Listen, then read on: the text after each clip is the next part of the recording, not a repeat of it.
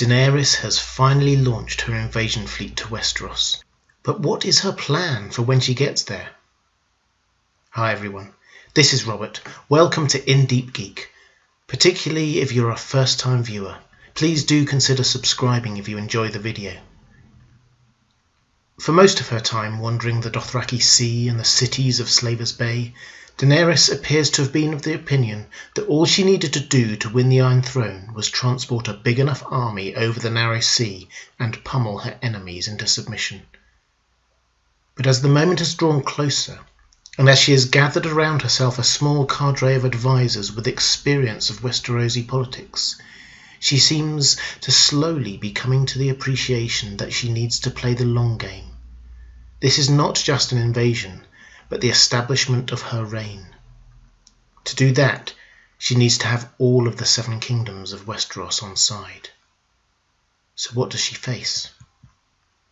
Incidentally, although we talk of the 7 kingdoms, this is actually a reference to the original 7 realms conquered by Aegon I.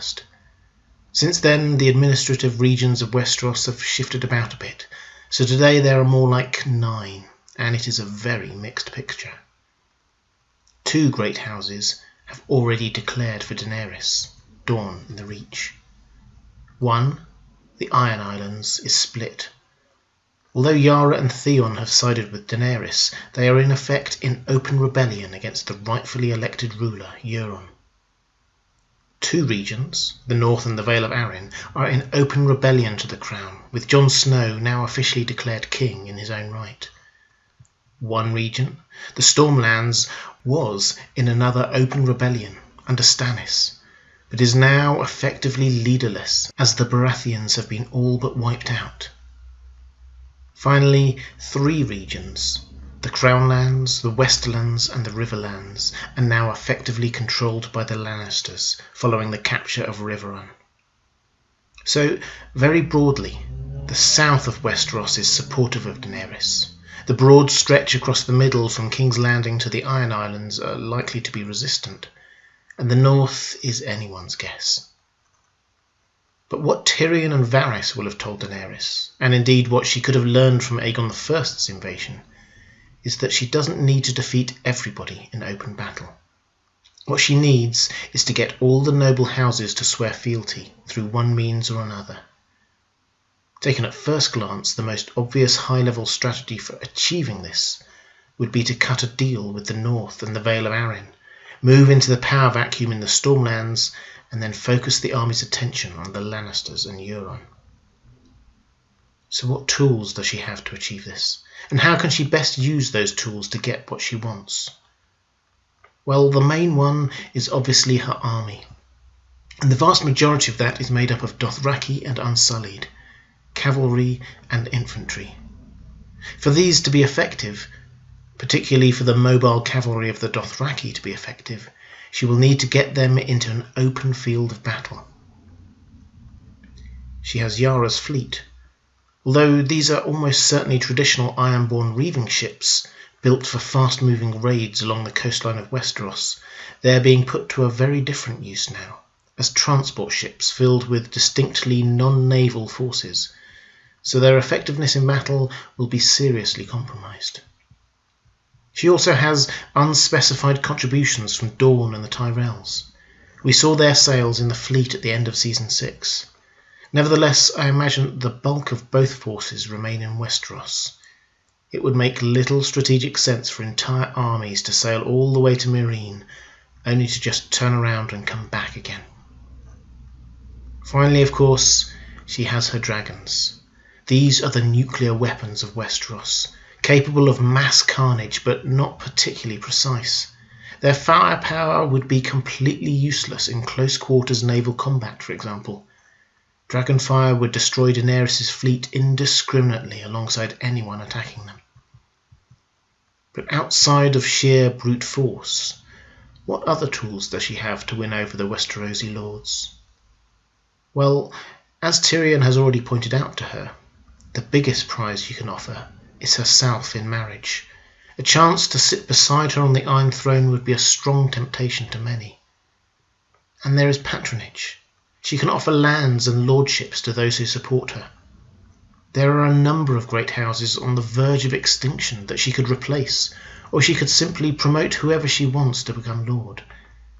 The Crown Lands has no obvious lord at the moment, for example, and only Lady Olenna survives of the Tyrells. So I think that as Daenerys sails over the narrow sea, her plan for when she gets there will go something like this. First of all, she needs a base of operations. There is an obvious choice here: Dragonstone. It's obvious because, firstly, it is en route from Meereen to King's Landing. It's also symbolically important, being both her birthplace and the historic home of the Targaryens. And strategically important, controlling sea access to King's Landing. Crucially, it is currently vacant, being the former seat of Stannis Baratheon. Once she has established this position, the next step will be to write to all the great houses, like Stannis and Joffrey did before her, demanding their fealty or to face the consequences. In reality, the target audience here is Jon Snow and Robin Arryn. She'll be hoping that she'll be able to persuade them to recognise her as queen. Ideally, this will be quite straightforward, but she will know that she has to offer them something in return.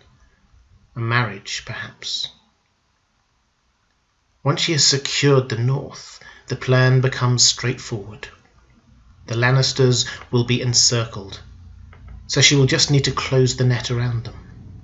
They either give in or face a crushing defeat against a massively larger army. So that's the plan. And there are a few things she doesn't know about yet that may help her along the way. First, despite being King of the North, Jon isn't particularly power-hungry. Indeed, his main focus is much more likely to be on facing the threat from beyond the wall. Would he be willing to swear fealty in exchange for her help against the White Walkers? I think so. Second, the Iron Bank have reached the end of their tether with the Lannisters. Their business model relies on them supporting rival claimants to the throne when a ruler fails to pay their debts, so there is a good chance that they might emerge from Braavos to give her the loans she may need to fund her campaign. Third, the Riverlands may not be as secure as the Lannisters think. After Riverrun fell, the effective rulership of the region fell to Walder Frey. But it's fair to say that Arya has left a little bit of a power vacuum there too. But if there are things that could go better than expected, what could go wrong? What are the risks Daenerys is facing? Well, this list is long. She may be in a strong position right now, but there are plenty of things that could cause her trouble. First, there is the crossing itself. As we've already noted, Daenerys' navy is not built for warfare. It is built for transport. Ironborn ships are being weighed down by the Dothraki and their horses, who would only get in the way if there were a battle at sea. And the dragon's aerial supremacy only counts if there is a gap between the enemy ships and theirs. Simply put, Daenerys' army is at its most vulnerable when it is crossing the narrow sea. And we know that Euron is out to get Yara and Theon. An attack at sea is not just a possibility, it's a likelihood.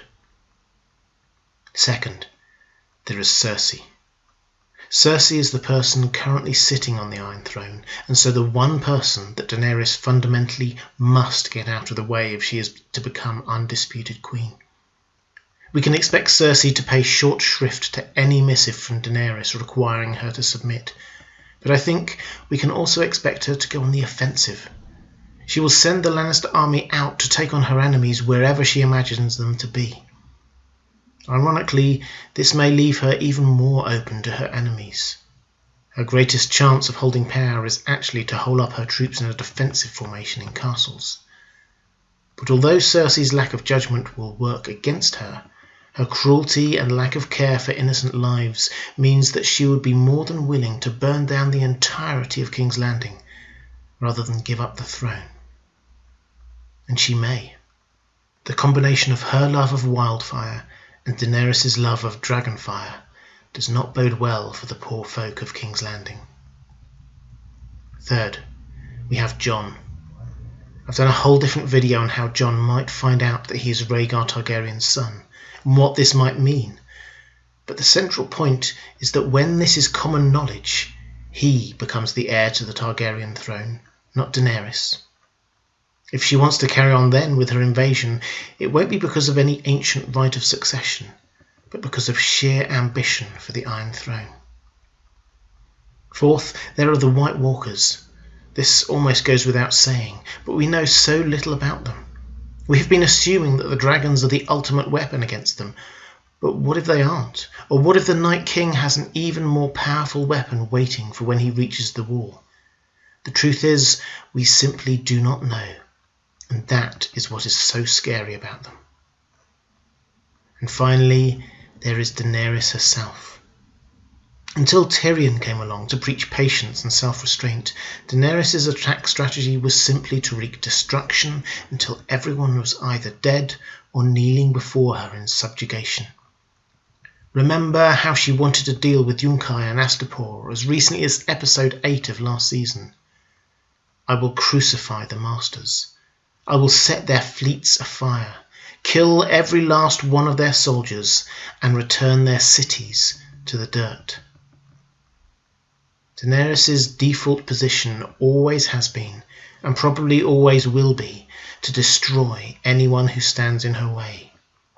Mirri Maz Dur, the Magi at Qarth, the Masters at Meereen, the Dothraki Carls, and so on. Her answer is always fire and death. Literally thousands have already died at her command in her quest for power. In many ways, this makes Daenerys her own biggest enemy. In her endless lust for the Iron Throne, she may yet end up as queen of little more than ashes. What about you? What do you think the invasion plan looks like? And what could go wrong? Let me know in the comments below. Thanks for watching. If you enjoyed this video, please like it. If you want to see more like this one, please click on the subscribe button. And if you want to support the channel in other ways, please check out my Patreon page. Thanks again.